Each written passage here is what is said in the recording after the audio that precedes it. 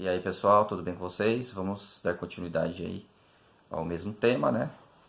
Falando sobre os hebreus. Então, gente, depois que o José morre, como eu disse no outro vídeo, depois que o José morre, né, os hebreus retomam todo o território dos Ixos, né?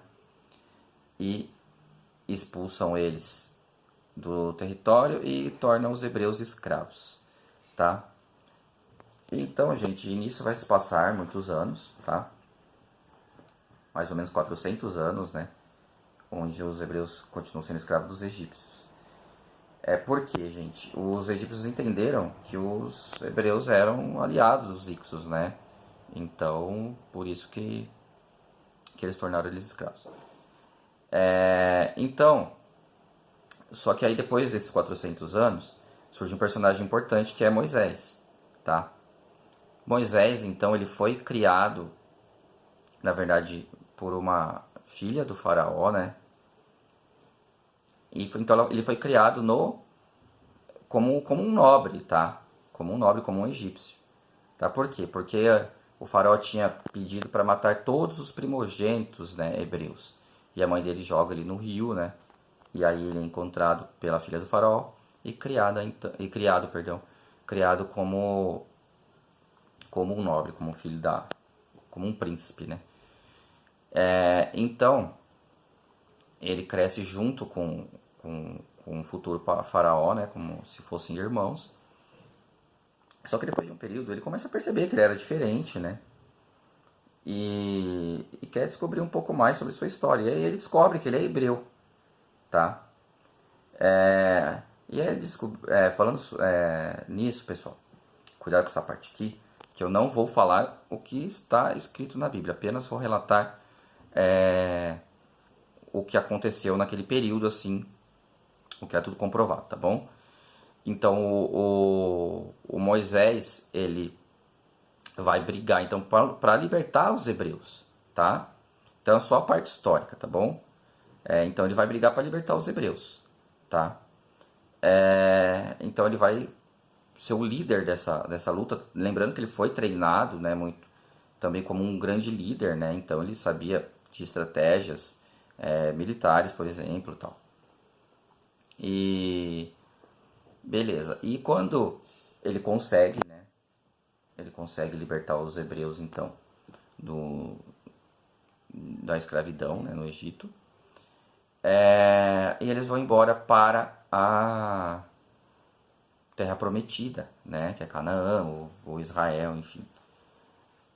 E diz na Bíblia, né, que eles ficaram 40 anos, né, no deserto, tá? Esses 40 anos, pessoal, serviu de aprendizagem, tá?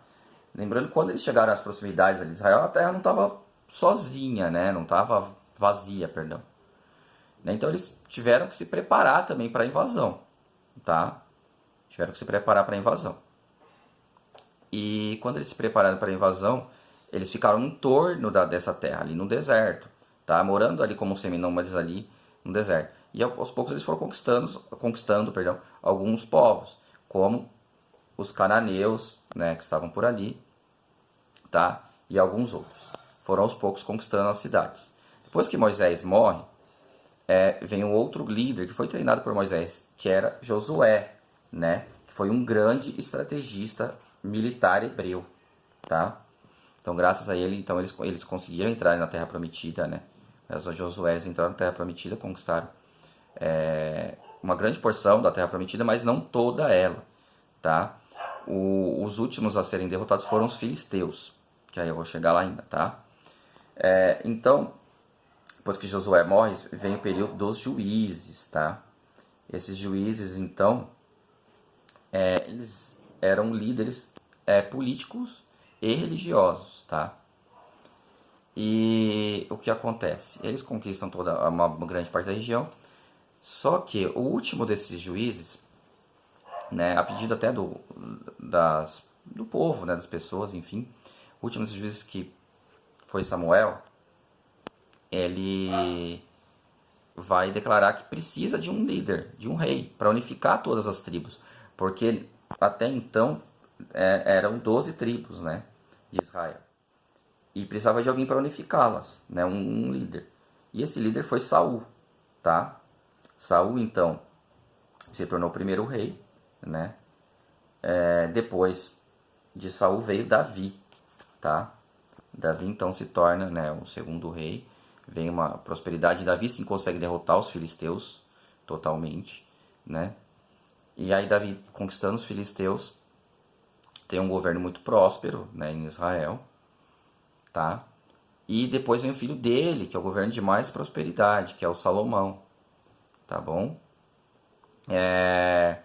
E aí, com a morte de Salomão, o reino dos hebreus ele entra em declínio, tá? Gente, esse período então entre Saul,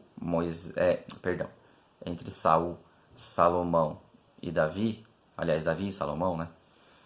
Na sequência, se data mais ou menos ali do ano 1000 antes de Cristo, tá? Entre 1000, né, com Saul, né, 1050, 1010 antes de Cristo, depois Davi, né, até 900 e pouquinho antes de Cristo, e Salomão no mesmo século, tá? Então, quando Salomão morre, começa a ter muito conflito, né? Muitas mortes ali, brigando pela liderança para ver quem ia ser rei, tá? Não dá continuidade, né, à prosperidade, tá? E aí separa em dois reinos, o reino de Judá e o reino de Israel, tá? E esses dois reinos com governos próprios, com capitais, né? E reis também, cada um seu rei. Beleza, pessoal? Eu vou gravar outro vídeo então, porque já está chegando em 7 minutos. E vai ficar muito grande. Beleza? Até o próximo então. Um abraço.